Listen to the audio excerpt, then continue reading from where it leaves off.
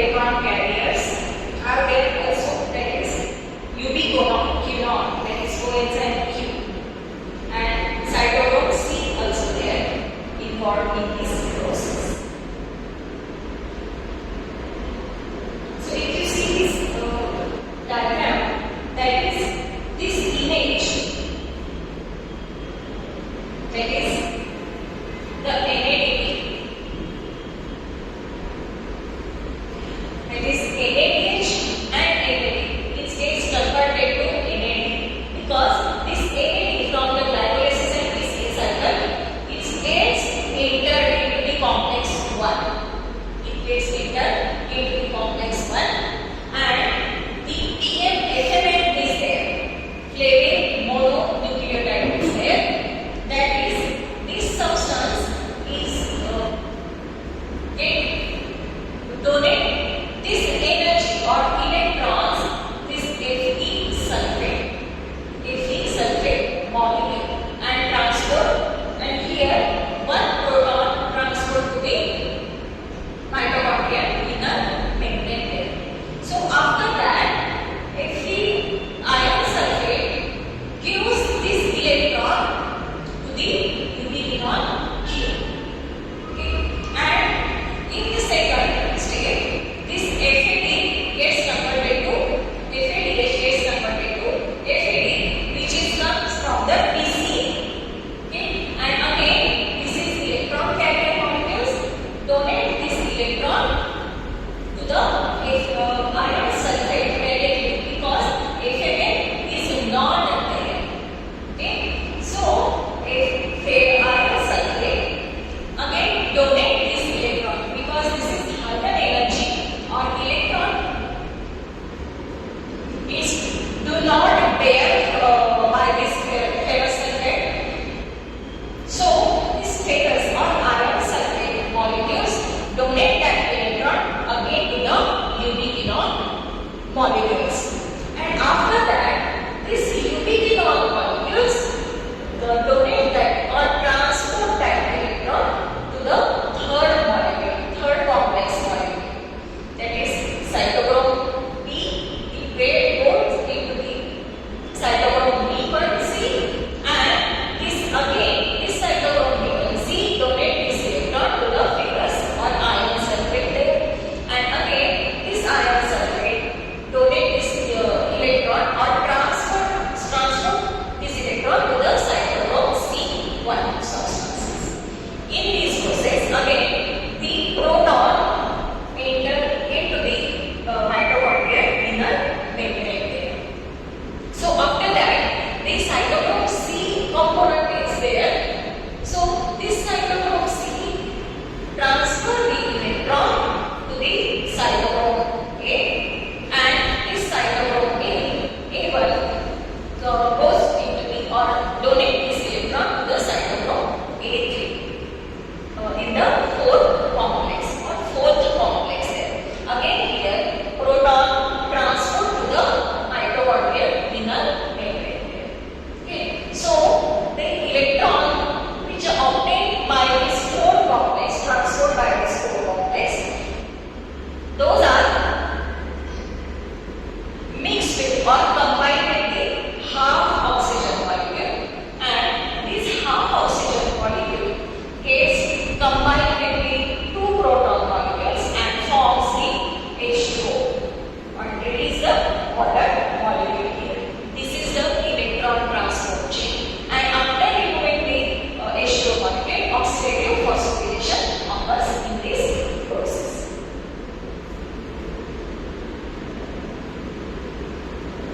So here you can see here the detailed mechanism in the given diagram. That is, this process occurs in the mitochondrial matrix, inner mitochondrial matrix, and this is the intermembrane space is there, and this is the mitochondrial matrix is there.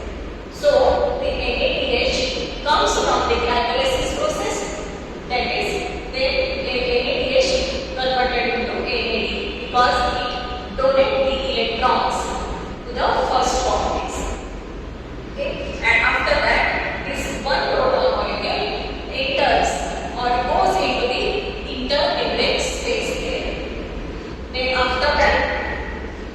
two free hydrogens are there.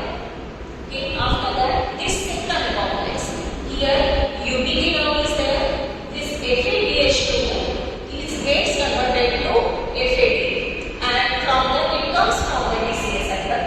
And this FAD donate the electron again here ferrous sulfate ion, and this again ferrous sulfate ion donate this electron to the ubiquinol.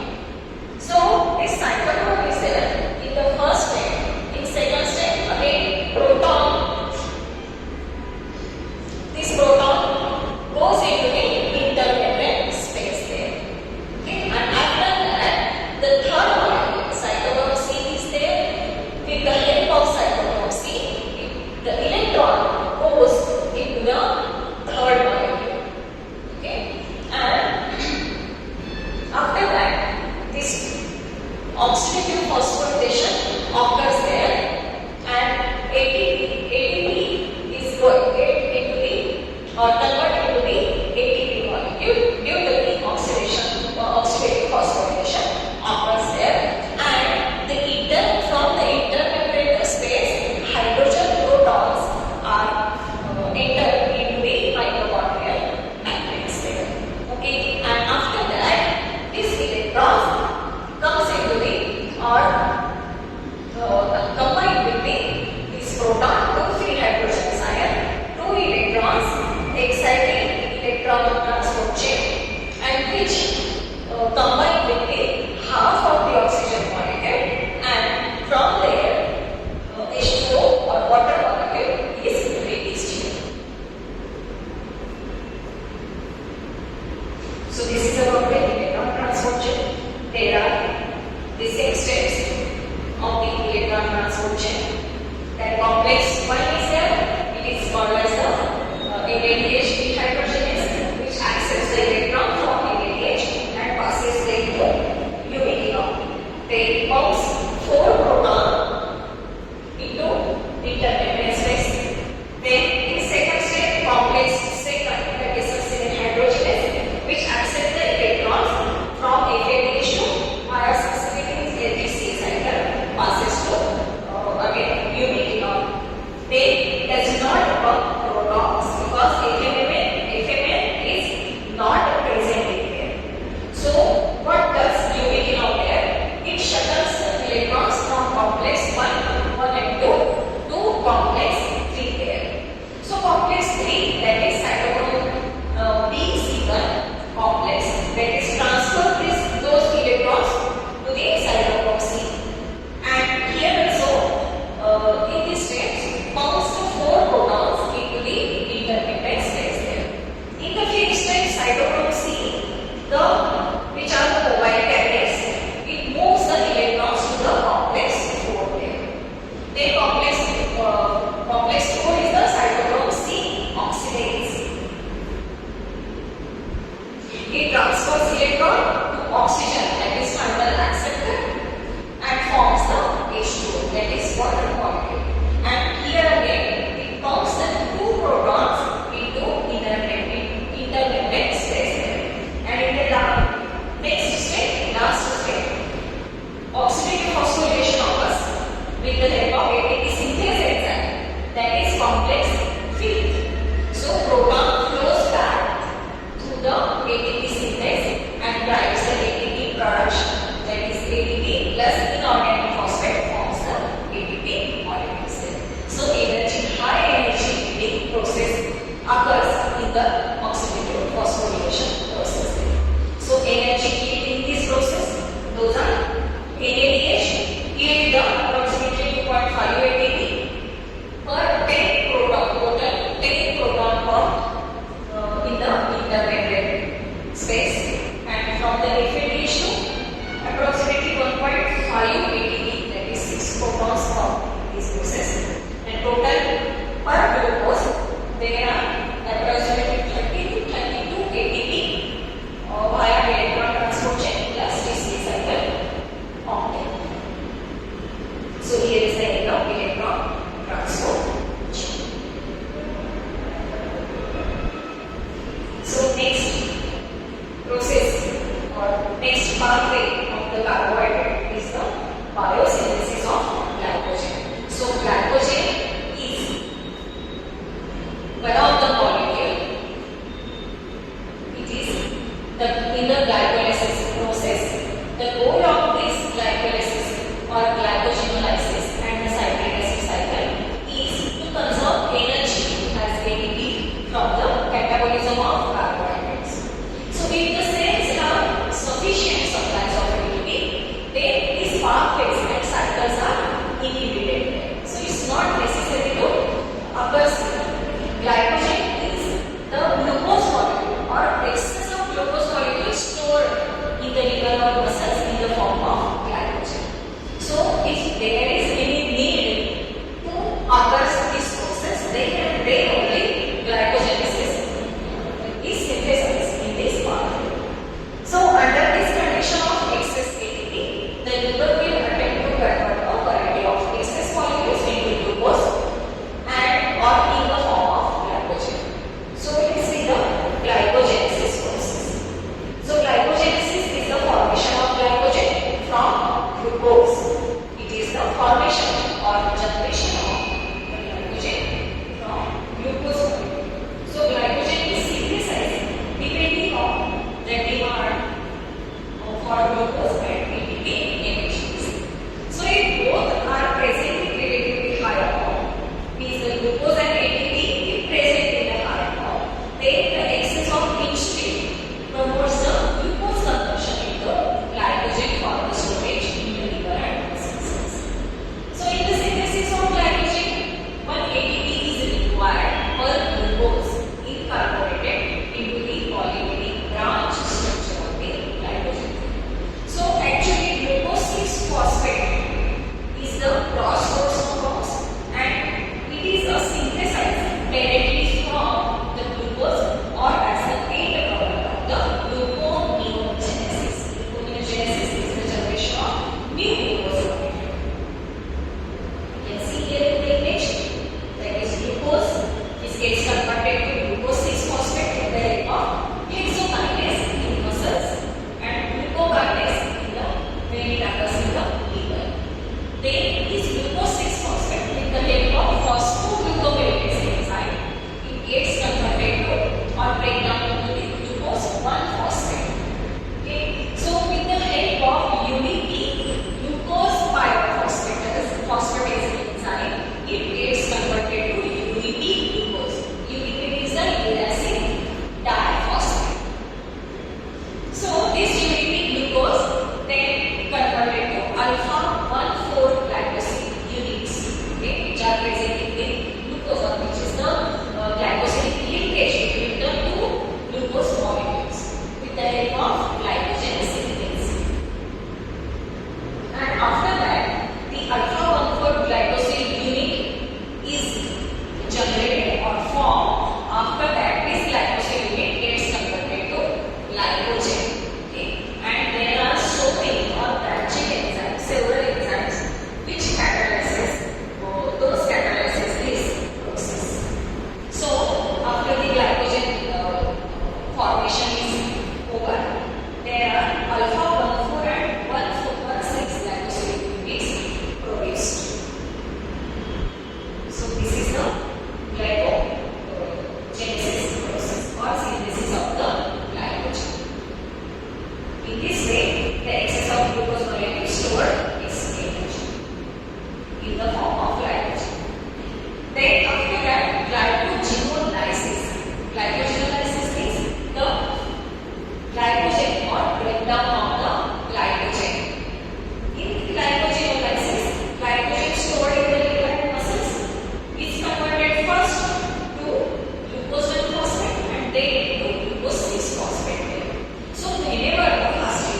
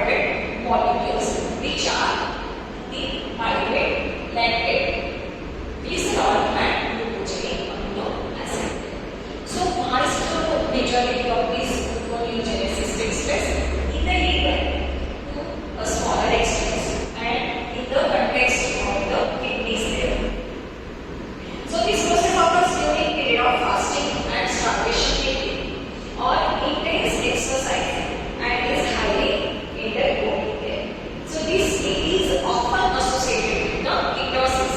Ketosis means the metabolic state in which the body burns fat for the energy. And once in the ketone bodies with carbohydrates are very low in level. So this gluconeogenesis occurs after around 8 hours of fasting when liver glycogen stores starts to deplete, is not breakdown, and an alternative source of glucose is required. So it occurs mainly in the liver and to lesser extent in the cortex of the kidney sometimes. So there are three main triggers. Those are lactate from a liver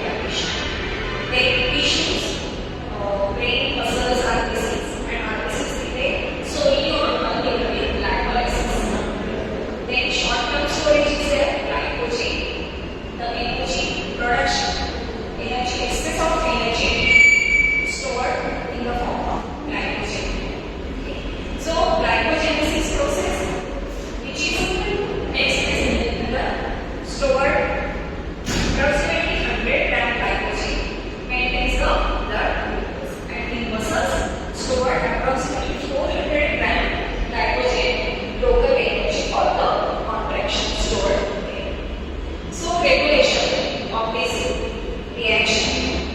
So insulin increase storage after release, and glucagon or epinephrine increase the breakdown of glycogenolysis during the fasting or exercise condition. So long-term storage, that is fat. Glycogenesis. In excess glucose converted to acetyl-CoA, and acetyl-CoA gets converted to fatty acids and triglycerides. So the triglycerides stored in the adipose tissue, unlimited capacity versus the limited glycogenesis. So there are some alternative pathways. Those are pentose phosphate pathway, which produces the ADH for lipid synthesis, and ribose 5-phosphate for DNA and RNA synthesis. So lactate production is also occurs in the anaerobic condition. For example, intense exercise is there, and it converted to pyruvate, and pyruvate gets converted to lactate. So here is the end of the metabolism or metabolic pathways of the carbohydrates. So last point is the regulation of blood glucose level. How the blood glucose regulated by the hormones present in the blood.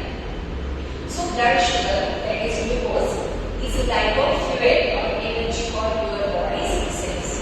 So the body tightly controls its blood sugar levels through a balancing act between the hormones. So there are the normal fasting plasma glucose level after the 8 to 12 hours fasting is between 70 to less than 100 mg/day.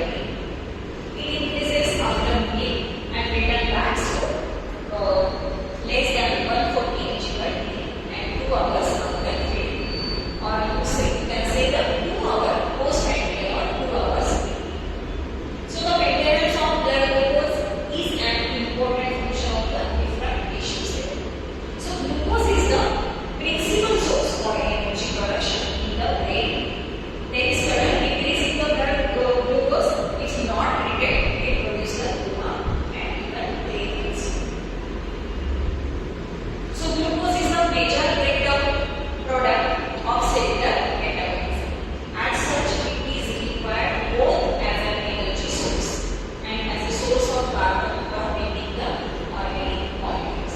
So blood glucose concentrations are regulated by negative feedback pathways that are modulated by two separate hormones. Those are insulin and glucagon. If any negative condition occurs, then the body gets the negative feedback. So there are two separate hormones which regulate this condition. Those are insulin and glucagon. So both of these hormones are produced in the special cells called islet cells or islets of Langerhans, and are found in the clusters throughout the pancreas. Means in the pancreas there are islets of Langerhans cells are there. In that beta and gamma cells are there. So islet cells make up very small percentage of the pancreas. Those are about 1 to 2% only. The remainder of the organs is an exocrine gland producing the enzymes and bicarbonate ion. The tiny number of the endocrine cells is extremely important. So each islet contains two kinds of cells, alpha cells, which produce the glucagon hormone, and beta cells, which produce the insulin hormone. So what is the action of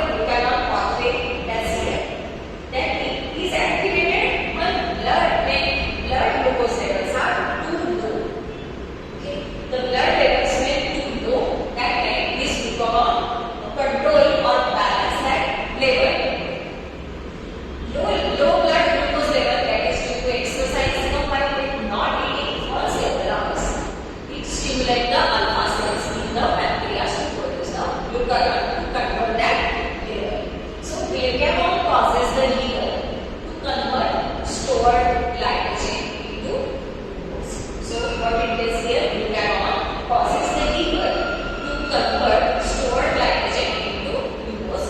Then it releases the glucose into the blood. So this process called the glycogenolysis. So these two hormones, insulin and glucagon, each regulate to each other. So a decrease in insulin as well as low glucose level, it stimulates the secretion of glucagon. That time the glucagon secretes or generates while an increase in insulin as well as increase in blood glucose, it suppresses the glucagon secretion. So this results in a continuous cycle with insulin and the glucagon constantly monitoring blood glucose levels and regulating their secretion to maintain these levels as nearly constant as possible. So here is